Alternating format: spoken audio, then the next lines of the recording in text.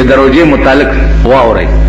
حضرت معاویه رضی الله تعالی عنہ یو ورځ مونځ نه پاتې شو، چې مونځ نه سار جمع نه پاتې شو نو ټوله ورځ په جړا تېره کړه چې سار جمع رانه قضا.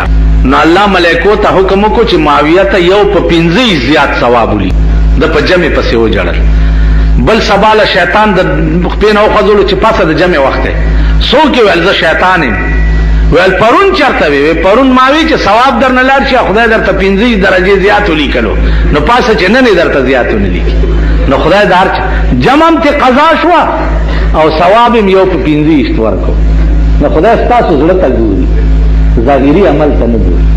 د رحمان د زړه د حال خپل یار ورته وی چې نمره لیوانه نه چې دا تمره ته چغي وهي، هغه ورته د رحمان د زړه د حال خدای خبر دی چې په زړه کې د یار دغه مڅدي. ستا پړه کې چې د خدای د وجه څه شي کنه او خدای د پاره دې کوم مینه ای، قسم په خدای چې ټوله روزه وخوري کنه بم خدای اجر درکړي، خو چې درد دې پړه کې وي ترغه بروجه نه ماتېږي تر څو زمکه او اسمان پیژنې. نو په ایمان وای چې د زمکه او اسمان پیژندل پریدي نو دی به مړی کې ژوندې به خو مړ به کنه چې زمکه او اسمان پیژنې ترغه روزه ما ماتاو. نه ایماندار او نیک ډاکټر چې خپل روزدار وي او هغه درته وي چې بچیا کا روزه دې ماته نکړه نو نور خرابېږي، نو داغه په وینا به ټیک روزه ماته کې چې جوړ شي روزه نه پس به دا روزه بیا ونی. تاسو خیال را چې زمکه اسمان پیژنې او زمکه اسمان فرق کولای شي نو روزه به نه خوري. دام زمونږه د بے علمه خبرې دي عزیزانو، دې ته هم لږ سوچ کوئ. کم شی چې ستا د وش نه باري ستا په زړه خدای پوهې دی. د روزې متعلقم قرآن کریم کې د الله حکم دی فمن شهد منکم الشهر فلیصمه. چا باندې چې د روزې میاشت راشي او د اهل د روزې وي نو د روزه ونیسي.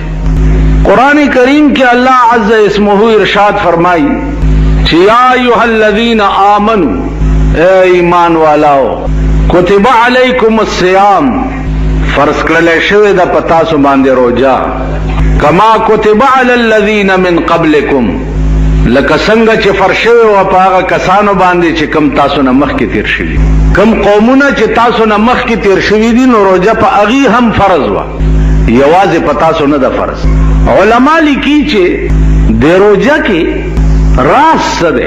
اخر خدای پاک ته سپلاس راضی چې د سحر نواله تر ماخامه پورې خلق د لوګي او د تند نه مړکی. ما په خبره پوهیږئ ځکه چې الله ته پته ده چې کوم خلق روزه نیسي او کوم نه نیسي، نو چې د ته پته ده چې دا خلق یې نیسي کمری هم نیسي، نو بیا ولې دا امتحان په باندې کوي. نو عزیزانو د امتحان دو وجې وي. یو وجه د امتحان دای چې ممتحن ته د مخکینی سړی پته نه نو امتحان پیو کی پته ورته نه چې ده په دې تعلیم کې قابل دی او کنه دی، نو امتحان ورته کیږي پرچا لاس کې ورکی چې بای دادا مضمون لیکا.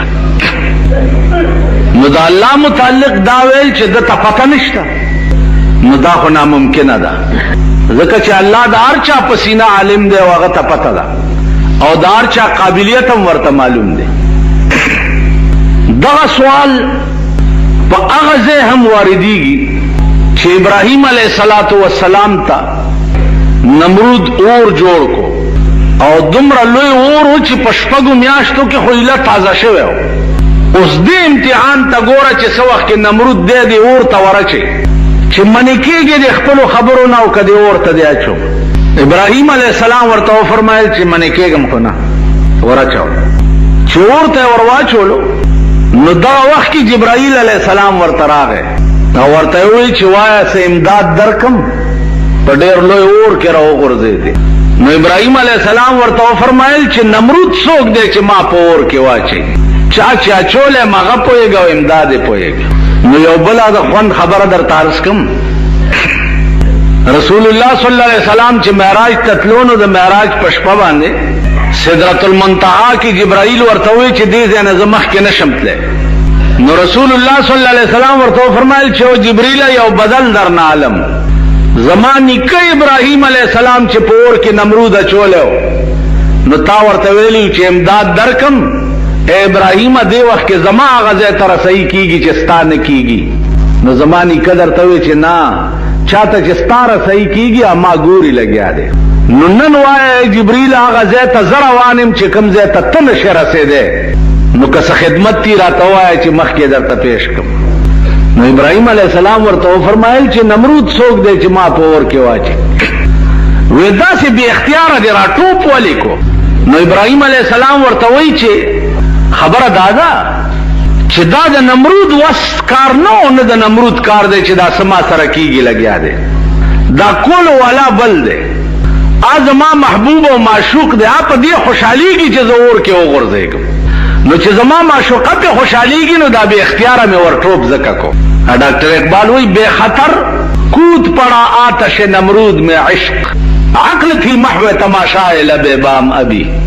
دا عقل تقاضا خداوا چې دی ورته ور ټوپ کوم او کنه سوچ مې کولو. او د عشق تقاضا دا چې سوچونه باندې کې بس وردانګي با. نو عزیزانو روجه چې دا الله تسپلاس ورزي. نو مارز داو کو چې د محبوب امتحان په سړی چې د داغه دو صورت ای. یو صورت دای چې دته معلوم نه چې د په امتحان کې پاس شي او کپاس بنشي. نو د خدای متعلق خدا خبره ناممکنه ده.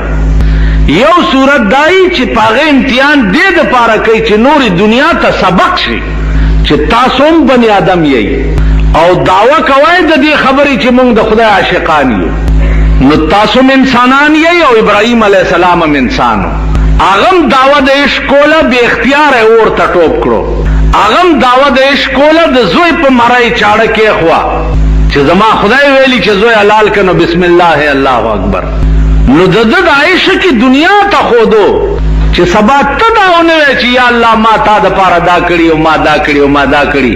نو زه به درته سیمپل پیش کم چې ما د پاره کول والا چې هغه دا ولکه ابراهیم علیه السلام. ما په کال کې یو ځل پتا روجرا وسته و نوم ټوپونه دیوال غرق شو. نن خډيره ګرمي دا نن وګه ډېرې ما نن تګه ډېرې ما په دې روجه کې یو دا خبرې ګوره مک نن می پښمنه نه دې کړو نن می چې چای نه دي سکلیو او د پاتې شوم بانګ را باندې وې ټول اورس کتا سو خیالو کې مونږه دا خبرې دا باندې په خدای قسم چې دا روجه چې فرض شو نو په هغه وخت کې وخی چرته وي دا سبزیانه چې دا تاسو نن خورئ دا چرته وي.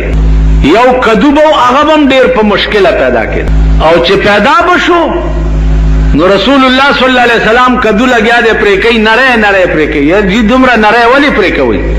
و دومره نره ځکه پرې کوم چې आवाज زنه ما چې لګه خوروا په کیو کو چې د گاونډیانو تم لګا ور. د رسول الله صلی الله علیه وسلم ترکاری بچو نو هغه بچ پاو شیو نو پکې دړای وبوي تاله چې و داغه د لرګي جوړو نو هغه یو تاله دومره لویو چې سلورو کسبو چتولو. سلور کسې چې اوچته اندازو کوي د دینیم جمعه تمره تاله بینو والا به سلور کسو چته. نو دا دومره لوی تاله دې د پاره جوړ کړو چې مونږ چې روټي خورو اسه نه چې چرته غلام یا مړی یا مزدور دارانه بار پاتې نشي چې هم په دې تالی کې روټيو. د جناب رسول الله صلی الله علیه وسلم عادت مبارک داو چې یوازې به روټي نه خوړه. څومره مرګري غلامان خادمان مریونه دا ټول به ځان سره په یو تالی کې د دوالو کونو بادشاہ دی او پروټای ور سره مریونه او خادمان ناس.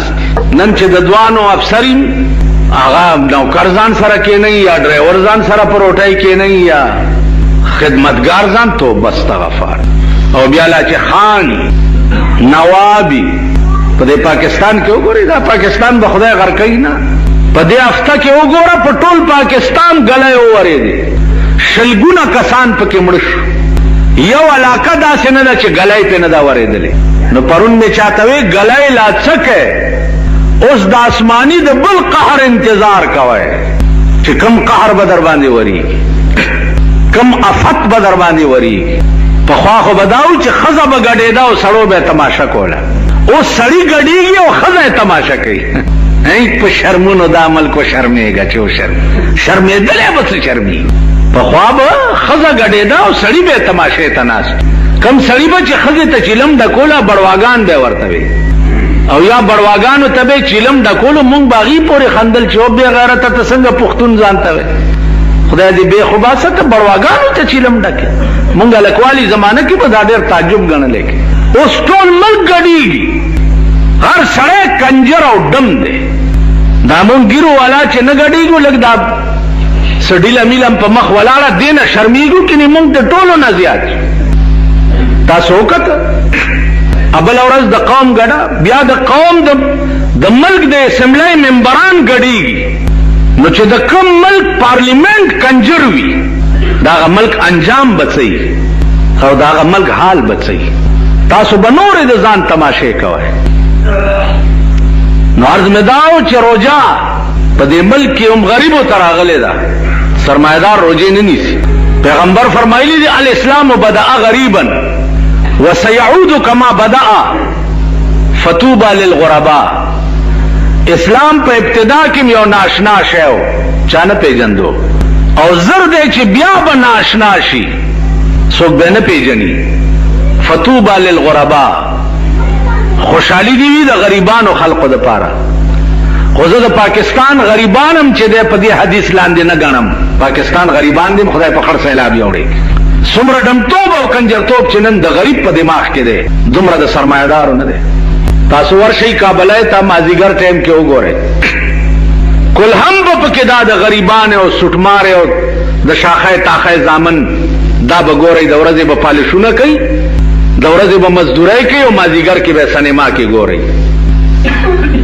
نو عرض مې دا عزیزان چې دا قوم د قوم زما په دې سترګو کې کېږي چې صافت لاندې برازي اوس په دې به خدای عالمي چې صافت به په نازله بار تقدیر روجا الله فرض کړی دی د پاره دا چې دنیا ته وخی بیا خاص کر ملائکو ته وخی چې تاسو وګورئ دا تاسو ویلیو چې بنی آدم ما پیدا کوا دوی به څه چل کوي پردی ویني به تویي پردی کورونه به وراني مونږ ډیر یو ستا عبادت ته پاره او وګورئ زما په بندگانو زما امتحان دی سار نه تر ماخامه پورې 14 غنټه ما د پاره لوګو تند تیری کنه تیری نو تاسو پر روزه باندې با الله د ټول کائنات په ملائکو کې فخر کوي په تاسو به فخر کوي حدیث کې راځي چې د قیامت پر ورځ جنت ته چې خلق نه نوځي یو دروازه ده د غیر ریان نامه ده ریان دروازه با خاص کر روزدار او تاواز کوي چې تاسو زما په دلار جنت ته نه نوځي او زما عزیزانو په دې نعمتونو کې چې دا د شپې تاسو خړلې او دومره وخورئ چې بیا بل ما خام لمو مړ نه کی ملایان د شپې وګورئ د پیوالاو په دکانونو باندې لوخي ورته پریخي چې ملای دا غوړې خورواګانې خوار نه خوار او غریب نه غریب سړی تم الله تعالی پښمنی کې پراټې نصیب کړي جناب رسول الله صلی الله علیه وسلم د بدر په جنگ کې د روزي میاشت وا او د ار په شکال ورځي صحابه روزیم نیولې وي او جنگم کول او داسې روزي نیولې وا چې ماخام نور څه د خوراک نو یو قجوره دو کسو باندې نیمه کړې وا نیمه تاو خوړه او نیمه ماو خوړه په دې روزم نیولې او سباله د بدر په میدان کې جنگم کولې تاسو بس کوی رحمان بابا وی پعوز دې کم طاعت دې ورته کړې پعوز دې کم طاعت دې ورته کړې دا نعمت چې په هر شام او هر سحر خوري سحر او ماخام چې کوم نعمتونه تخوري د دې بدل کې دې کړی څه دي بدلوی په دنیا دین او ایمان ولې نه پوهیږي په خپل سود او په زیان ولې بدلوی په دنیا دین او ایمان ولې نه پوهیږي په خپل سود او په زیان ولې خدای درکړه د هر چارې توان نو تپاس ډېر لوی توان کې دې ځان بولې ناتوان ولې اکل توان او طاقت ته چې الله تعالی تا ته نه درکړي بیا ځان ناتوان ولې بولې ځان کمزورې ولې بولې